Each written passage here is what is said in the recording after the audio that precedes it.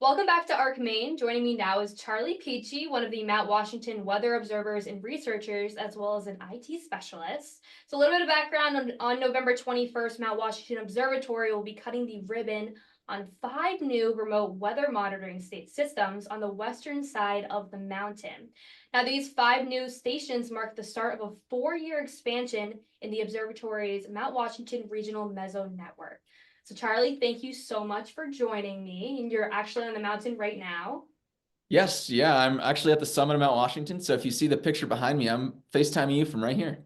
Great, awesome. All right, so first off, for those who don't know, if you could maybe share what a remote weather monitoring station is and what they do.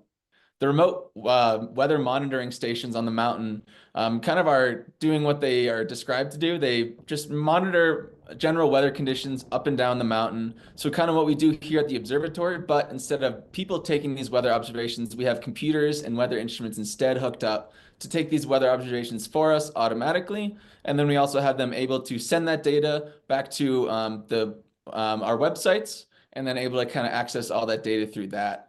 So it's really just kind of taking the work that we do here and spreading it out across different areas of the mountain virtually. Awesome. So, how will adding these 5 brand new ones improve your work and research on the summit? Yeah, so any more data that we can really have coming into the observatory is going to really help us out with these weather forecasts and weather predictions in the mountains.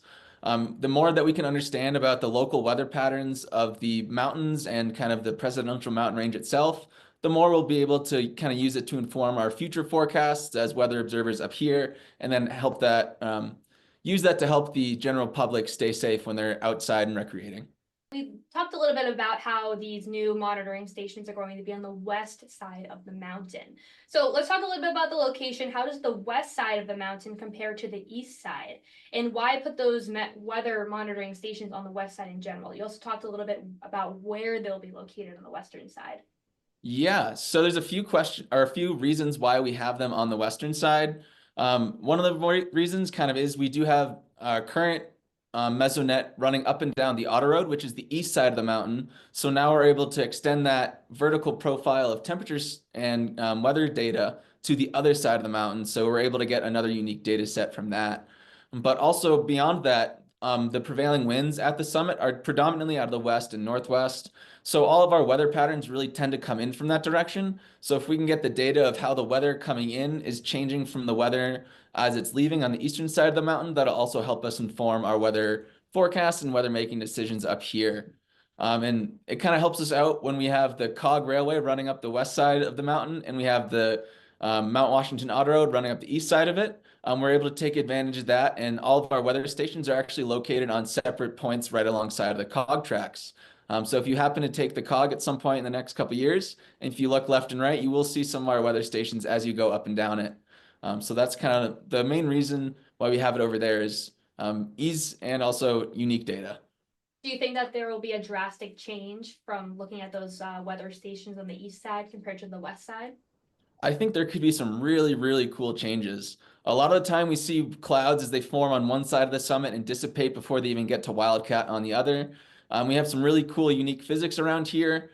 So it's really going to provide us a unique insight as to how that air pressure and winds kind of change as they increase over one side of the mountain and then decrease over the other.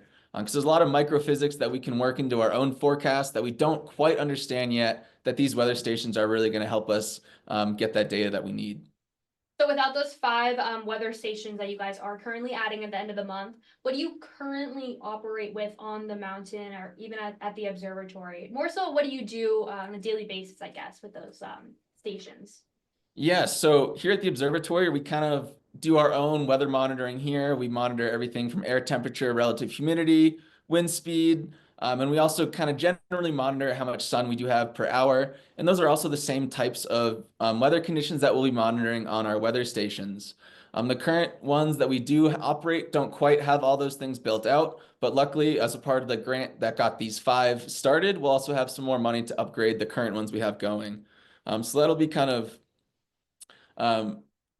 of how they improve in the future. But the current weather stations that we use around the White Mountains, we're using them to kind of see how the different weather patterns are affecting different mountain peaks. So when I'm looking at my weather forecast and I'm trying to see what's happening right now, I'm going to go to different mountain peaks, like we have one on Cannon Mountain, so we can see as kind of the weather patterns kind of flow into the northern parts of the notches, and then they start coming over to us. And then we also have wildcats, so we can see how they go and dissipate, or if they're going up and over the mountain, we know there's some unique physics going on there. So I'm able to kind of use those weather stations to kind of piece together what's going on around us on a given basis during the current weather conditions. And that's kind of how they really help us out with our weather forecast right now. So how will these new remote weather monitoring stations assist you guys in the researchers and all the observers really on the mountain? What are you hoping that they will help you with? Yeah, the immediate goals are kind of just to get us more data that we don't have so that we can come up with projects that we don't know about quite yet. We really don't know what we don't know. So once we kind of get the data and look at it, we'll start trying to come up with questions about what it's looking like.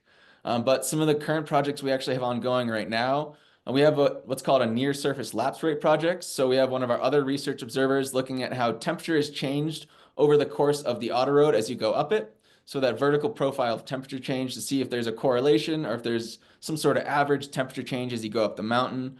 And he's found some really cool results for the eastern side of it, but this data from the western side is going to finally be able to put a full piece of that puzzle together so we can have an understanding of how that temperature changes from one side of the mountain to the other and then use that in our forecast. So it's really going to provide that immediate data for that ongoing data set, but it's also going to provide data that gets us questions for all of our future projects that we don't even know what to do with yet. And Charlie, you guys are working on a lot of research projects on the mountain. Do you mind just sharing what your website is and how people can find out a little bit more about those projects? Yeah, so there's a few ways you can find out about the projects. The main one being our website, and it's mountwashington.org, spelled out MOUNT. And if you go on there, you'll be able to find all the current research from what I'm doing with my current Rain on Snow project to the other researcher who's doing that near surface lapse rate project to even all the current interns and former interns that have done work for us. We have all their projects out there, whether they've been published or not. They're all some really cool data sets and really cool first stabs at scientific questions. So if you really want to see what's ongoing with our current research, you can go on our website and check that out. Awesome. So good luck. Congratulations for these new weather monitoring systems. And thank you so much for joining us, Charlie. Yeah, thank you for having me.